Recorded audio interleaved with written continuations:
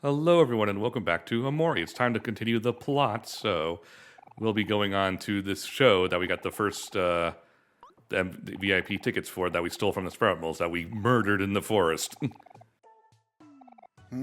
Heartbreak, betrayal, desperation, loneliness. Oh, the drama. So the overarching plot of the dream world is just trying to find Basil, right? Yeah, yes, and we keep getting sidetracked by things. Okay. Man, okay. So, it's a little disconcerting seeing Aubrey's dream world personality and, like, comparing it in my brain to what I know of her real life self right now. Well, this is the Aubrey, I am assuming. This is the Aubrey as Sunny remembers her, like, when they were kids. Is Yes. what I'm guessing. So, I get the feeling that it's an exaggerated version of even that. Well, But yeah, probably, but, So we're in the other world Sproutmill Village colony thing. So we're doing a side quest. So I just cut to going all the way back here. How long does, like, the backtracking take in this game? Not too long, to be perfectly honest. Like, all the areas seem pretty condensed. Yeah. And since random battles are on the screen, you can just dodge them, which I'm sure helps. Yeah. Because that's one of the things about these sorts of RPGs from the old versions is that you typically didn't move that fast, and since you had random encounters, it often took a lot longer just to get from point A to point B. You often didn't move that fast so often that the ability to run fast was often an accessory that you had to purchase. Well, I mean, you didn't if it even wasn't really just- get those until, like, I feel like PlayStation or Super Nintendo kind of. Super Nintendo, Well, like, yeah. Final Fantasy VI is the only Super Nintendo game I can think of with a run feature. 5 had one, but you had to have a thief in your Had party. to have a thief. Didn't you have to have a thief in your? You had to equip something in 6, right? the sprint shoes, Sprint yeah. shoes. Yeah. So like, The ability to run faster was a job feature in 5. I think it was one that you could attach to another job once you learned it, but Yeah, because it was the passive perk yeah. of thief. yeah, but if you have that, then you lose like a passive perk that could be good for like exploring or fighting or whatever, just because you're impatient. As a kid, I never equipped the speedy spin badge in Paper Mario, just because I was like, oh, but what if I need my other badges for like fights and stuff? And it's just like, no, it's only one badge point. Equip the speedy spin. This playthrough will be done 3 hours quicker. You fool. Well, the ultimate goal of mastering your jobs in Final Fantasy V was to be able to use your freelancer job to equip more job stuff all at once. So, yeah. Wait, so you're supposed to go back to the freelancer job afterwards? I think the freelancer job stats increase based on the other jobs you've mastered. So, in the end, freelancer becomes the best job because you get the best stats and can equip more stuff. What are the odds of this part going up on Valentine's Day? Next to none. If we're doing 3 a week and we've got like 6 Already parts have. left. Yeah. Yeah. Yeah.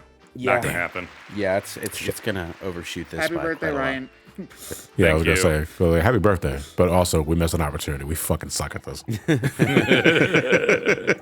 We could maybe make a well, hold on. Is Omori gonna be done before new April Fools?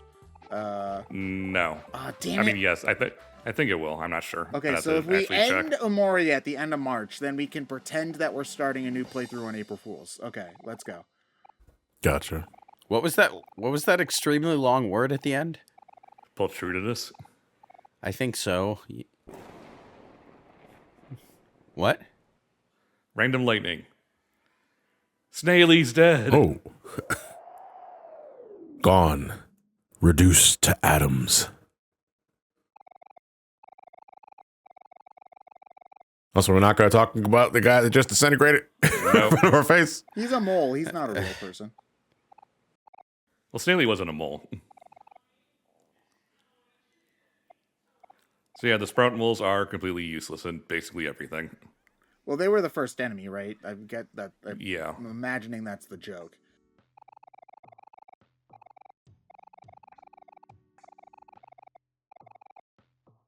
What?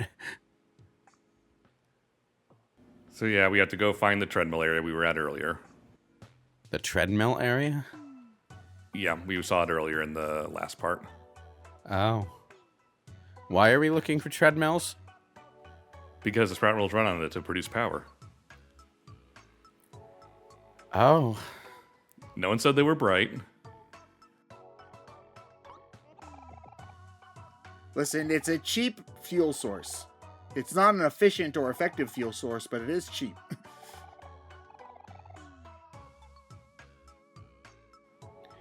The power socket fell out.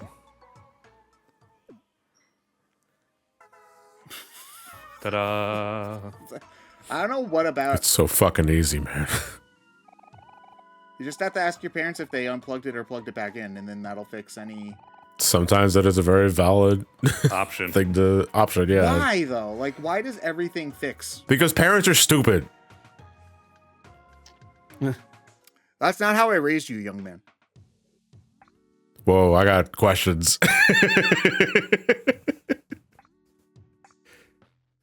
Fuck, I'm gonna find out that Ted is my grandfather the entire time. Like, there's some real Sonic X energy going on here, and I want out of this fucking trade. Wait, what? You are your own grandfather. Wait, hold on. What happened to the grandpa in Sonic X? The age discrepancy between the grandfather in Sonic X and his son is like, I think 8 or 9 years. Wait, what? If you look at like the status cards that they show at the like in commercial breaks. Oh my god. Yeah, they didn't think that through very well. Yeah, I don't think they realized what Hold on. was happening They there. just put down random numbers. Yeah, I think that's ultimately what it means, but it's also like, well, you guys did that, so now we're gonna question shit. You expect the Sonic fan base not to notate every single detail about this series? You buffoons. You absolute morons. Okay. Chris Thorndike. Family Grandpa. ages. Don't tell me Hero got roped in to take the place of the disintegrated guy. Yes. Okay, so I see what happens. You get disintegrated. Chuck Thorndike is 62 years old. And Nelson Thorndike, if the wiki... Why are we looking at Sprout Mole Johnny Bravo? No, he's 43. What are you talking about? Like... I'll show you what I'll find it. Give me a second. Yeah, because hold on. Well, I Anyway, mean... shit's happening on the game. So we had a quick in memoriam for Snaily.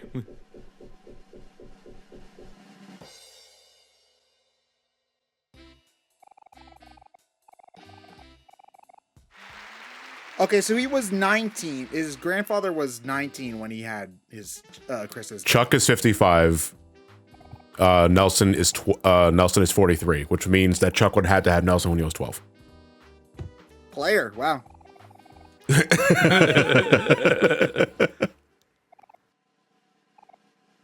I think it stems from a typo, but because I think 55 was supposed to be 65, but they didn't catch it. So Oops. And everything is canon, as we all know. Man, I can't wait for them to give up on that. It's gonna be the stupidest thing of all time. Just like, oh, sorry, Sonic X is now canon. Wait, is this the same sweetheart that was Space Boyfriend's girlfriend? X. Yes. Oh. And she has the Ojo laugh.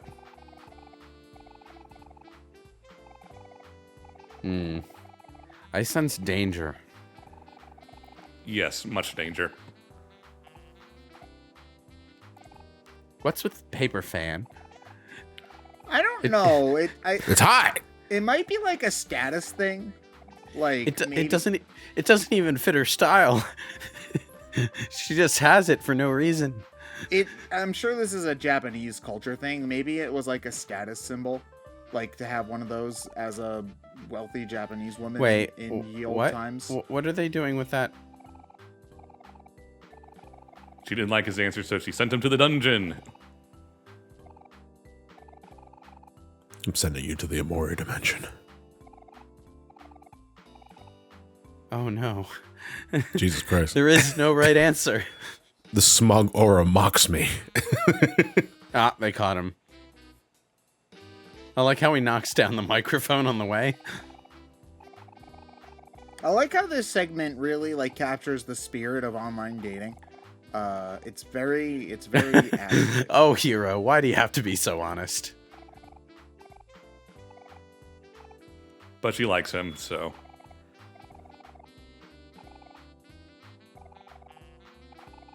Oh, hold on.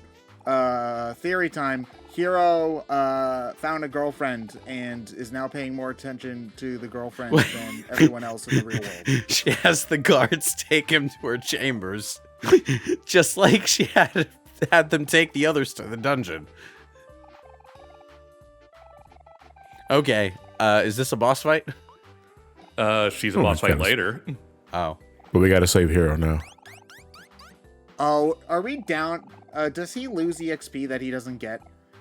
No. No. Okay. We don't lose the party. Don't worry. Okay, because that's always the most annoying thing in RPGs is when party member leaves and then now they don't get EXP during their little vacation. Especially in games where like you start with the whole party together at the same time. I always get really, I just like keeping their XP numbers at the same number. Like, so it annoys me when the numbers become different when they die or whatever. Yeah, I get you. I'm the same way. Long, awkward silence commence. What are you, gay?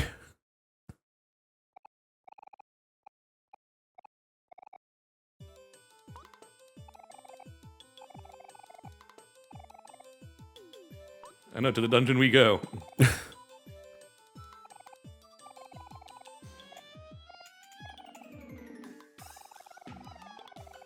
I do like how the laughs are integrated into the theme, it seems. Yeah. Why do you have bodyguards hiding in the pottery? Actually, don't answer that. No. So you've been thrown into the dungeon. Do we still have all our stuff? Of course. It's a JRPG, Lewis. Of course we still have all our stuff. No, I mean, to be fair, like, Chrono Trigger, like, when they locked you into the dungeon, at least the one that, Only one of the this dungeons. asshole sent to him. Yeah, I was gonna say, the one of the dungeons later, that take away your shit and you gotta get it back. Listen, every self-respecting JRPG throws you into jail and doesn't take away your shit.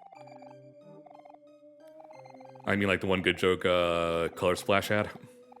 I don't know any of the jokes from Color Splash.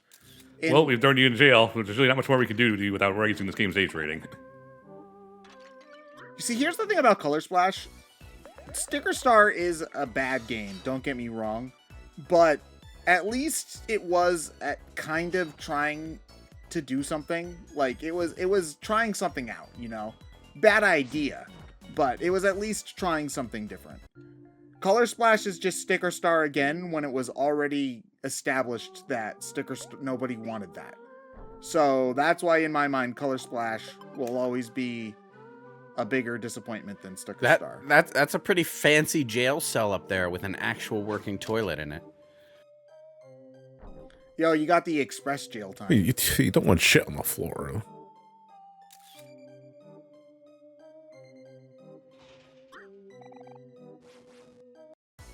The gate won't budge. Holy fuck, there's also someone here with a giant axe. Also, it's very reluctant. It's taped onto their body. Well, I mean, the sprout moles don't have arms. Yeah. Poor guys, it's a pain in guess the so. ass to take that thing off when you're off duty, you know? Who says he ever gets off duty? Oh, no. That's why he's got that face that's just like, kill me now. I haven't had a bathroom break in 4 days. I knew I should have fucking joined the union. Uh-oh, John said the U word. Get him out of here. University? How dare you? Sure, we'll go with that. Gotta speak in code words now. You see, John, it's very funny you think that we'll pay you enough for you to be able to afford a degree. This reminds me of the jail cell that Ultra Human I had in that one Justice League Unlimited episode. I remember that one, yeah. Yeah. Listening to, like, opera and drives Lex Luthor nuts. Yeah. Why did they give the supervillains nice jail cell. Because he's cultured. Also, he was cooperating with Batman secretly behind the scenes. Yeah.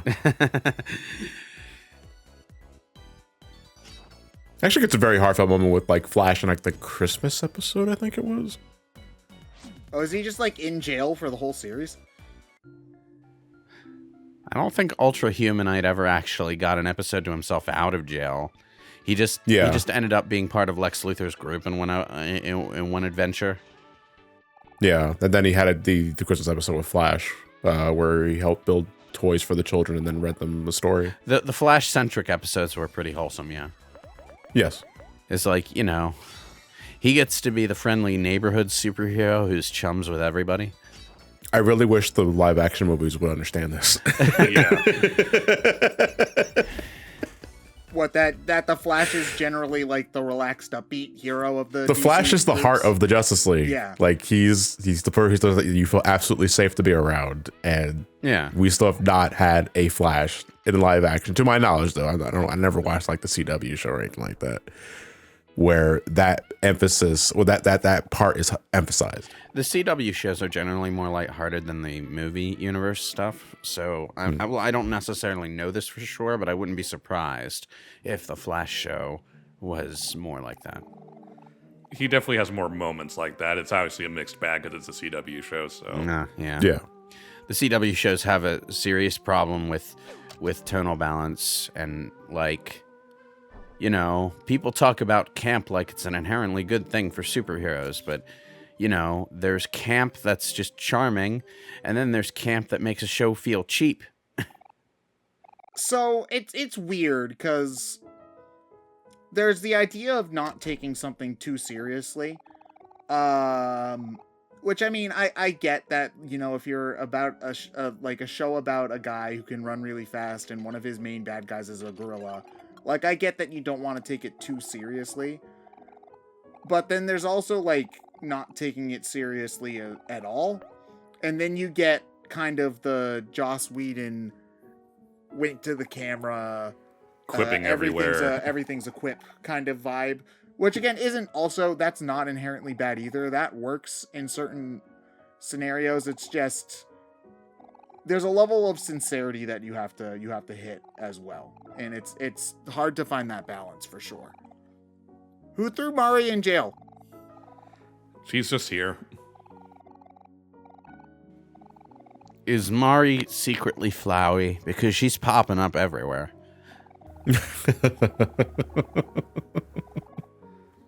She just might be. What's that in her hand? Is that toast? You're eating dead people, Mary. Put that away. Save me some later.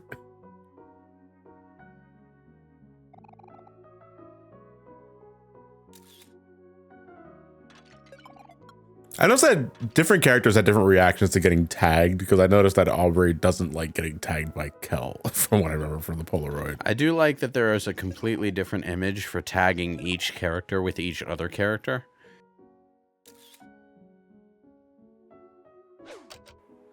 Press C to switch.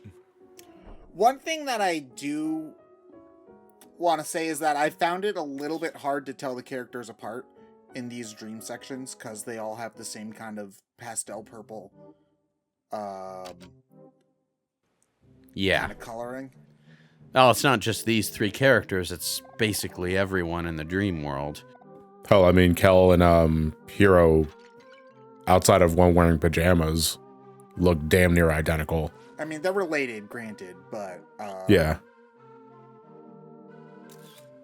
They have that anime boy syndrome where every anime boy has the same messy haircut. I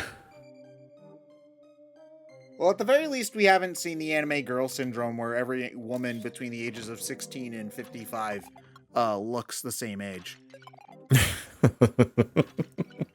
And then you spontaneously shrink a foot and a half. Yeah, then you just become a dehydrated raisin. If they have a side ponytail hanging over the front of their shoulder, you know they're going to die at some point. Has the blonde chick from Fairy Tail died? Oh no, it doesn't go all the way over the shoulder. She's safe. But she does have a side ponytail. What? Oh, okay. Guess I'll die. What? Why? Because funny, that's why. But yeah, we've pressed all the switches. We can now leave the dungeon. You got tofu. I'm jumping ahead of myself a little bit here. I'm guessing after this section, when we get to another real world section, are you able to like ignore the real world even if you did it before? Like, can you just choose to stop caring about the real world? I am not sure, actually. Okay. Because I'm wondering, like, how much that would change. That's a lot of writing to do. I know for sure. At the same time, this game's been developed for a long time. Like, who's to say that they didn't? Yeah, I'm just thinking about, like, how much, like, oh, you did the first 3 real world sections and then stopped after that and did another one.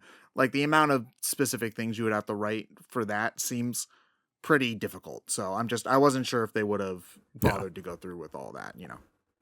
True enough.